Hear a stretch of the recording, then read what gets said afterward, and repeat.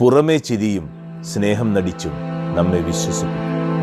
ഉള്ളിൽ കള്ളത്തരത്തിൻ്റെ ആഴക്കടലുകളായിരിക്കും.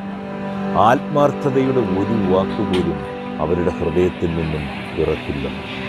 സംസാരിക്കുന്നത് സ്നേഹമല്ല, ആവശ്യമാണ്.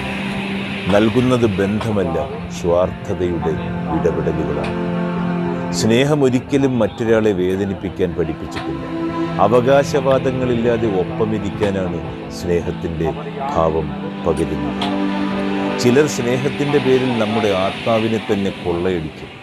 അവർ നമ്മുടെ കണ്ണീരിൻ്റെ വിലയറിയില്ല, നമ്മുടെ മൗനത്തിൻ്റെ അർത്ഥമറിയില്ല. അവർക്ക് വേണ്ടത് നമ്മുടെ സാന്നിധ്യം മാത്രമല്ല, നമ്മുടെ സമാധാനവുമാണ്. ചിലർ വരുന്നത് നമ്മളെ സ്നേഹിക്കാനല്ല, നമ്മളെ തകർക്കാൻ തന്നെയാണ്. മനസ്സിലാക്കുക, ദൂരെയായി നിൽക്കുന്നത് ഒരു നഷ്ടമല്ല.